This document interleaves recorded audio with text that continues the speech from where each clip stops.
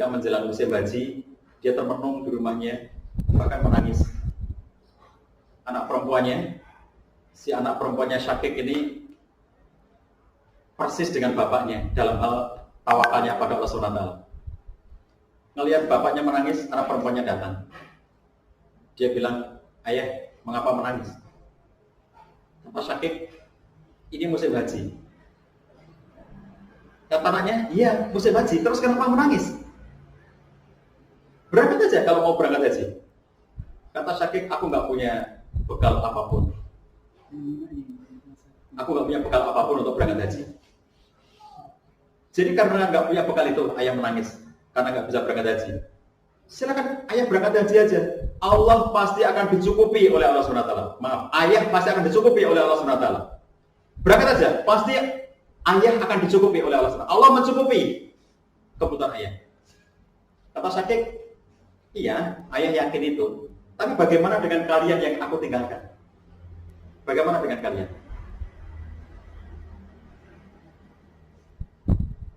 Kata anak perempuannya, jangan khawatir dengan kami. Insya Allah Allah akan mencukupi hidup kami. Kata Syakik, itu kan omonganmu. Bagaimana dengan ibumu?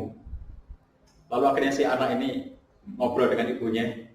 Dan setelah ngobrol dengan ibunya, lalu si anak ini datang lagi kepada ayahnya. Dia datang dengan ibunya dan dia mengatakan, kami sudah sepakat, ayah berangkat aja. Jangan khawatir, ayah berangkat aja. Seluruh harta yang dimiliki oleh Syakik Al-Balkhi ketika ditinggalkan untuk keluarganya yang ditinggal oleh dia berangkat haji, itu hanya mampu digunakan untuk bertahan 3 hari di rumahnya. Jadi Syakik berangkat tanpa bekal apa-apa. Dia berjalan bersama rombongan dari Baghdad menuju ke Tanah Suci. Sementara keluarga yang ditinggal itu semua harta yang dipunyai Syakik waktu ditinggal itu paling-paling hanya bertahan 3 hari. Setelah itu akan habis.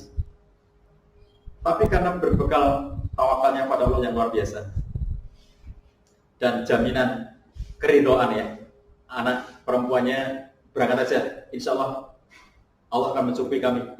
Istrinya juga mengatakan seperti itu, maka akhirnya dia berangkat. Dia berangkat bersama dengan kafilah rombongan haji, berangkat bareng-bareng. Di tengah perjalanan, ketua rombongannya, kepala kafilah ini, ketua kafilah ini, dia tersengat kala jengking sampai kakinya itu bengkak dan tidak bisa berjalan lagi. Karena nggak bisa berjalan, rombongan istirahat karena kakinya ketua rombongan itu bengkak. Lalu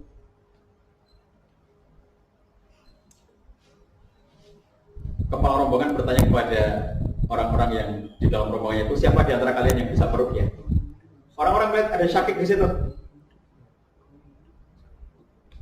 Itu Syakik tuh, itu dia bisa meruqyah.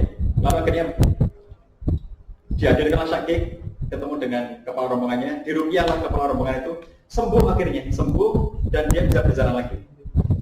Setelah dia merasa ringan, bisa sembuh dan akhirnya bisa berjalan lagi, maka kepala rombongan mengatakan pada Syakik, karena kamu telah berjasa menyembuhkan aku, maka semua keperluanmu haji sampai pulangnya, aku yang menanggungnya.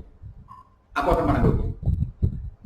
Setelah mendapatkan kisah itu, setelah mendapatkan ungkapan itu, maka Syakik langsung berdoa pada Allah SWT, ya Allah, Engkau telah menunjukkan jaminanmu kepada aku. Sekarang ya Allah, tunjukkan jaminanmu kepada keluargaku. Nah, jadi untuk Syakik sudah selesai, bahwa dia ditanggung oleh ketua rombongan. Semua urusanmu sampai dengan pulangnya, aku yang menanggung, kata ketua rombongan. Tapi bagaimana dengan keluargaku? Lalu dia berdoa pada Allah, ya Allah, Engkau telah menunjukkan jaminanmu kepada aku. Tapi bagaimana dengan keluargaku? Di keluarganya dapat tinggalan sedikit harta yang bisa bertahan untuk 3 hari. Hari pertama masih makan, hari kedua masih makan, hari ketiga masih makan, terakhir hari keempat mereka sudah tidak ada makan. Lapar, tidak ada yang dimakan. Ibunya nangis, ibunya Ansyah, istrinya Syakik ya, ibu dari anak perempuan tadi itu nangis. Tapi si anak perempuan ini senyum-senyum aja, ketawa-ketawa aja. Ngelihat anak perempuannya malah ketawa-ketawa gitu, ibunya bilang, kamu itu gara-gara kamu ayahmu berangkat haji, Kamu yang memprovokasi ayahmu berangkat haji. Dampaknya kita nggak bisa makan hari ini. Nggak ada yang mencari nafkah sehingga kita kelaparan. Gara-gara kamu katanya. Ibunya marah-marah dan nangis-nangis. Si anak perempuannya bilang begini sama ibunya. Ayahku, Syakik itu tuh dia tuh pemberi rezeki atau pemakan rezeki, kata si anak perempuannya. Kata ibunya, ya tentu dia pemakan rezeki, sama seperti kita. Kata si anak perempuannya, kalau memang dia itu pemakan rezeki, maka yang pergi meninggalkan kita adalah pemakan rezeki. Pemberi rezeki tetap bersama dengan kita. Luar biasa ketawakalan anak ini. Yang pergi itu pemakan rezeki, sama seperti kita. Pemberi rezekinya tetap bersama dengan kita, tidak akan pergi meninggalkan kita. Belum selesai obrolan mereka, pintu diketuk dari luar. Ternyata pengawal raja. Saya diutus oleh raja, kata pengawal itu. Raja sedang melintas di daerah ini dan kehabisan bekal air. Bolehkah aku minta air? Dia bawa geribah air. Dan diisilah geribah air itu dengan air yang penuh dan dibawa ke raja dan rombongan meminum semuanya dari air itu dan segarlah mereka. Senang banget raja karena kehausan dan di situ dia mendapatkan pertolongan, dapat air bersih. Kata raja, aku ingin berterima kasih kepada yang memberikan air ini. Siapa yang punya rumah di situ? Syakik al-Balkhi. Panggil orangnya ke sini. Oh, dia lagi haji. Yang ada hanya istri dan anak perempuannya. Lalu kata raja, kalau begitu menjadi kewajiban kita untuk membantu keluarga yang sedang ditinggal oleh kepala keluarganya berangkat haji itu, kata khalifah ya, raja. Lalu kemudian diambil sabuknya khalifah itu mewah ya, di atasnya ada batu-batu permata gitu. Jadi kalau dijual itu mahal banget. Dia ambil sabuknya dan dia bilang sama pengawal, tolong berikan kepada keluarganya Syakik karena sudah berjasa kepada kita. Tapi sebelum dia berikan, raja mengatakan, siapa di antara kalian yang pengen bersama dengan aku, dalam artian sama-sama ingin memberi kepada keluarganya Syakik. Dan ternyata semua rombongan mengeluarkan sabuknya masing-masing dan sabuknya mahal-mahal. Terkumpullah sekian sabuk, sekian banyak itu. Kemudian setelah terkumpul sekian banyak sabuk yang bertaburkan permata itu, mahal-mahal harganya, berikan itu semuanya kepada keluarganya Syakik. Tapi salah seorang dari rombongan itu, ada yang pengusaha, saudagar yang ikut dalam rombongan itu, dia bilang, yang dibutuhkan oleh keluarganya Syakik, oleh istri dan anaknya itu bukan sabuk. Nanti dia nggak akan bisa makan apa-apa. Kalaupun ini harganya mahal, tapi dia nggak akan bisa apa-apa dengan ini. Yang mereka perlukan itu adalah bahan makanan. Mereka itu butuh uang untuk membeli bahan makanan. Kalau harus dikasih sabuk, dia harus jual dulu dan itu nanti repot bagi dia. Jadi kalau begitu, biarlah aku ganti ini semuanya. Aku beli ini semuanya, biar nanti diberikan kepada mereka dalam bentuk uang.